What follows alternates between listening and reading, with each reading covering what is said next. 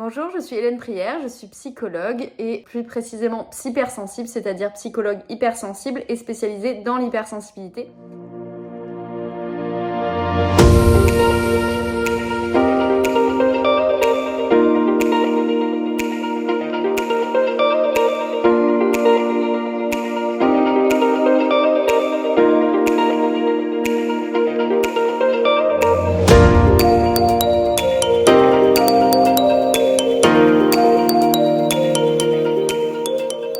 Aujourd'hui, j'ai envie de vous parler d'un thème qui a été abordé avec une de mes patientes, qui est pour moi ce que j'appelle les lois des guides, les lois des thérapeutes. C'est-à-dire que ça revient en fait à poser deux lois. Quand vous êtes dans la thérapie, quand vous êtes dans la guidance, quand vous êtes dans l'aide, pour moi, il existe deux lois fondamentales, la loi du thérapeute et la loi du patient. Ça aide en fait à pouvoir s'écarter de, de cette idée d'être le sauveur de tous, qui est souvent incrustée chez les guidants, chez les aidants, chez les thérapeutes. Il y a vraiment cette idée qu'on fait ces métiers-là pour aider au maximum et un petit peu avec le syndrome du sauveur. Très souvent, on retrouve dans les soignants le syndrome du sauveur. Et en fait, l'idée du syndrome du sauveur, c'est l'idée qu'on veut toujours aider plus de gens et surtout presque aider tout le monde. Sauf qu'en fait, il faut se rappeler qu'on ne peut pas aider tout le monde. Et ça, c'est selon deux lois aussi, ces deux lois permettent en fait de prendre un peu de recul sur ce syndrome du sauveur que nous avons en tant que soignants et d'être plus alignés avec ce qui est juste, avec les patients qui seront justes pour nous, avec les personnes que l'on doit aider aussi. Si vous voulez, ça fait 4 ans que j'ai ouvert mon cabinet et j'ai beaucoup cheminé avec cette idée-là. Et au début, j'avais ce très très fort imprégné en moi ce syndrome du sauveur qui a duré même encore cette année, la 4e année. C'était encore présent, ça a commencé à maturer, mais c'était encore présent. Et puis à un moment donné, il y a eu des déclics. Cette année a été pour moi très chargée, l'année 2021 et le début d'année 22, ça a été très chargé émotionnellement. Et j'ai pu comprendre de plus en plus que le syndrome du sauveur n'aidait pas en fait, ne permettait pas d'aider correctement. Il a fallu que j'aille un peu trop loin dans mes limites pour le comprendre, au sens où cette année sera un marqueur pour moi, c'est-à-dire que ça va faire 4 ans que j'ai ouvert en mai et j'ai décidé de me spécialiser complètement dans l'hypersensibilité et les gens différents et de ne plus prendre de patients qui ne seraient pas hypersensibles ou atypiques ou en mal-être de différence. C'est-à-dire que je pense qu'il y a une demande telle et tellement peu de psychologues formés à la différence que je pense que je serai largement débordée rien qu'avec cette patientèle-là et ça sera suffisant pour moi de m'occuper déjà de ces personnes-là, surtout que je suis différente, que je suis hypersensible. Donc forcément, je parle d'un sujet qui me passionne, qui me plaît et je peux beaucoup mieux aider ceux qui sont dans cette sphère-là, ainsi que des gens aussi un peu différents, un peu en marge de la société, avec des traits autistiques ou avec des dons particuliers, avec beaucoup d'intuition, qui ont du mal en fait à se faire une place dans ce monde, même si je ne suis plus d'accord avec ce terme de trouver sa place, mais simplement d'oser d'être. Pour ça, je vous renverrai un de mes podcasts sur Poupée Gigogne, le podcast, qui est mon podcast en dehors de ma chaîne YouTube, qui est beaucoup plus axé sur mon côté arborescent, divergent de cerveau au potentiel. Et où je parle justement que je pense qu'il faut revoir l'idée de trouver sa place dans ce monde parce qu'en fait, personne ne doit trouver sa place. Tout le monde a le droit d'être. Et je vous invite à aller écouter ce podcast si ça vous intéresse. Donc, pour revenir aux deux lois, il faut comprendre qu'il existe donc la loi des patients. Donc, il faut savoir que le patient, quand il vient nous voir, s'il pense que nous serons le sauveur presque de son âme, de sa vie, de ses problèmes, nous ne pourrons rien faire pour lui. Parce que ça veut dire qu'il attend complètement de l'aide de l'extérieur, du thérapeute ou des thérapeutes qu'il ira voir et n'est pas prêt, lui, à travailler sur lui-même ou à faire l'effort de débloquer des choses ou à dire « je ne veux plus de ces défenses, je ne veux plus de ces croyances, je ne veux plus de ces blocages » et attend juste un coup de baguette magique comme ça du thérapeute ou des thérapeutes pour se soigner, pour aller mieux, sans faire le moindre effort quasiment. Pour lui, c'est déjà, il a payé sa séance ou elle a déjà payé sa séance et donc c'est bon, c'est déjà un effort fou et en gros, c'est au thérapeute de le sauver, de l'aider, de lui régler le problème. Donc là, déjà, partant de ce postulat, vous ne pourrez pas aider ce patient. il faut le ressentir. Il y a des patients au début qui ont du mal à ouvrir les blocages, où on a l'impression que c'est fermé, qu'ils ne pourront pas bouger. Il faut toujours laisser au moins 2, 3, 4 séances pour voir un petit peu comment ça se cristallise chez le patient. Mais une fois que vous voyez qu'au bout de 3-4 séances, le patient est toujours dans l'attente que vous fassiez vous le travail ou que vous le sauviez de façon magique presque, donc dans un côté un peu omnipotent d'un enfant, c'est-à-dire qu'il pense que quand il pense ça, ça va marcher, la pensée magique on appelle ça, que s'il fait ça, il y a quelque chose qui va lui arriver, que s'il pense très fort à ça, ça va marcher, que le parent va tout lui résoudre et que le parent est magique ou un super héros, comme tous les enfants pensent quelquefois, papa c'est mon héros, maman c'est ma princesse, etc. Et ils sont toujours bloqués dans ce genre de schéma-là assez infantile. Et bien évidemment, vous ne pourrez rien faire. Et vous allez rentrer dans le schéma presque de... ils sont capables de vous... C'est pas méchamment, mais ils sont capables de vous donner ce sentiment de culpabilité d'être pas assez puissant, d'être pas assez omnipotent. Et vous n'êtes pas Dieu, en fait. Vous êtes des thérapeutes, vous êtes des êtres humains. Vous êtes des guides, mais vous n'êtes pas des sauveurs ou voilà, des êtres divins au sens où vous avez tous les pouvoirs possibles. Non. Donc ça, vous ne pourrez pas aider ces patients-là. Donc ça, c'était la loi du patient. Et enfin, la loi du thérapeute, du guide ou du soignant, appelez ça comme vous voulez. C'est une loi que je trouve importante. Après, vous l'appliquez pas. C'est une loi à laquelle je crois très fort. C'est la loi du libre arbitre. C'est-à-dire qu'on a tendance aussi, quand on est dans l'aide, à aller aider ceux qui ne veulent pas être aidés. Alors là, je parle plutôt en dehors d'un contexte professionnel. Quand on va rencontrer des gens, on va avoir une tendance peut-être parfois à aller vers quelqu'un et lui dire ah, je ressens chez toi qu'il y a ça, ça, ça. Utiliser nos clairs ressentis, parfois notre clairvoyance, notre intuition, j'en sais rien encore.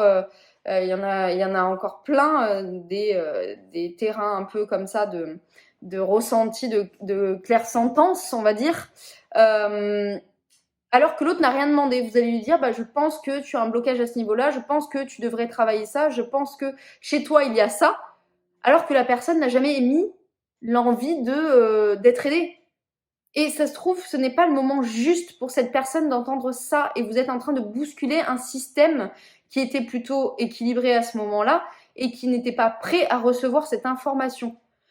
Et ça peut créer de gros dégâts. Ça s'appelle, bon là je parle plus en mots un peu plus sensibles, un petit peu plus spirituels presque. Si on parle un peu sur le terrain plus psychologique, vous êtes en train de déconstruire son symptôme ou son syndrome, donc c'est son panel de symptômes.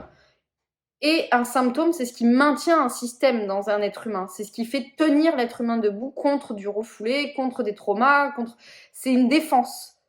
Et s'il n'est pas prêt à lever cette défense et que vous venez appuyer dessus en lui pointant du doigt ça, même si ça peut être complètement juste et que vous serez très fort dans votre analyse, mais ça ne veut pas dire qu'il le souhaitait en fait. Et vous pouvez faire effondrer une personne. Ou vous pouvez déconstruire un système beaucoup trop rapidement ou beaucoup trop brutalement.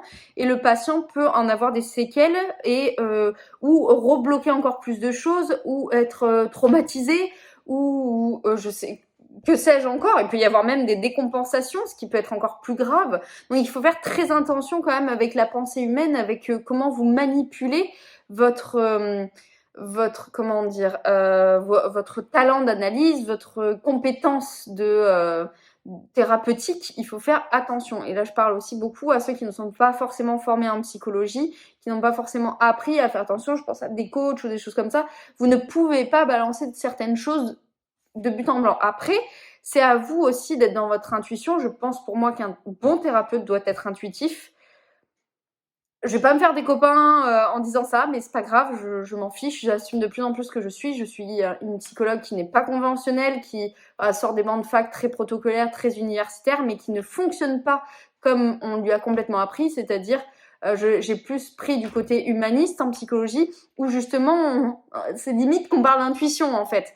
Et ça me parle parce que je pense qu'un bon thérapeute doit être dans un clair ressenti, dans l'intuition et laisser être enfin comment dire, sa visualisation doit l'aider, il doit parfois se vider de son mental, etc. pour pouvoir être au mieux, au plus proche de son patient et le ressentir encore plus avec une certaine compassion. Alors il y a tout un débat sur empathie-compassion, ça serait apparemment plus compassion qui est utile parce qu'empathie ça serait trop souffrir avec, alors que la compassion on serait plus dans comme si on était l'autre mais sans souffrir avec l'autre.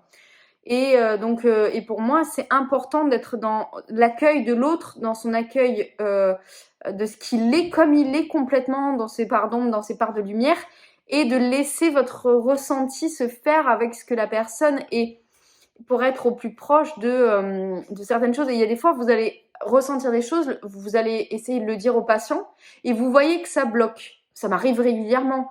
Et pourtant, à force de me faire confiance, je sais qu'en général, je suis pas à côté de la plaque. C'est que je comprends que là, j'y suis allée un peu trop frontale et qu'il faut que j'arrive à dire mon message de façon plus adoucie, plus bienveillante et par un autre chemin pour réussir à atteindre la personne avec plus de douceur ou en lui faisant plus comprendre elle-même la clé. Et pas faut toujours être direct. Il y a des patients qui ont besoin de direct et c'est à vous d'être au plus proche de vos ressentis intuitifs avec vos patients aussi, pour savoir quand est-ce que vous pouvez donner une information plus brute, quand est-ce qu'il faut réussir à ce que ce soit le patient qui arrive à l'énoncer, quand est-ce qu'il faut réussir à changer votre discours pour réussir à deux à trouver l'information.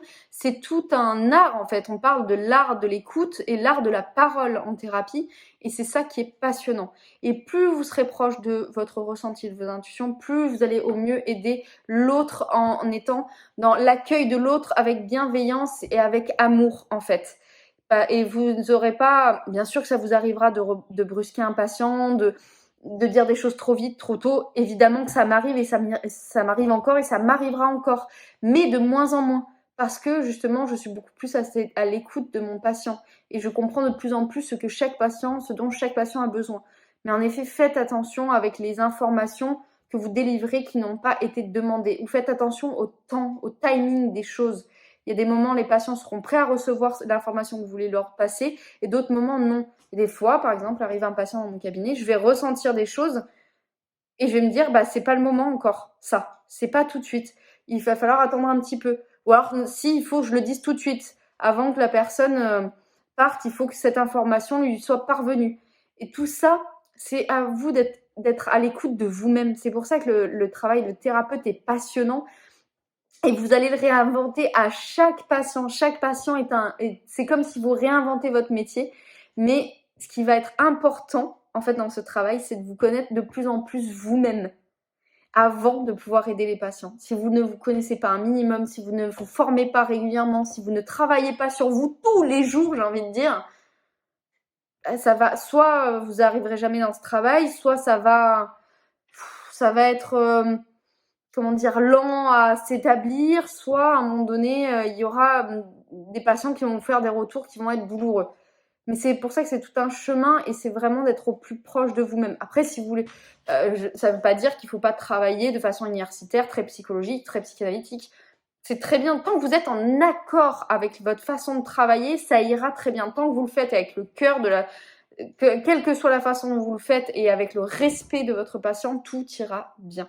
Mais à vous de savoir comment vous voulez pratiquer votre thérapie et de ne jamais oublier, pour ceux qui ont le syndrome du sauveur, ces deux lois qui sont importantes, la loi du thérapeute et la loi du patient, qui vous permettront de prendre un peu de recul justement sur certaines situations au niveau de fait de sauver l'autre. J'espère que cette vidéo vous aura aidé, éclairé, permis de comprendre certaines choses. En tout cas, c'est toujours un plaisir de revenir ici pour faire des vidéos, même si j'ai moins le temps qu'avant, justement parce que mon planning est beaucoup plus chargé qu'avant. Mais j'espère qu'un jour, il y aura plus d'élan pour moi et de toute façon, des choses sont en train d'émerger et j'ai de plus en plus envie de revenir pour créer de nouvelles choses.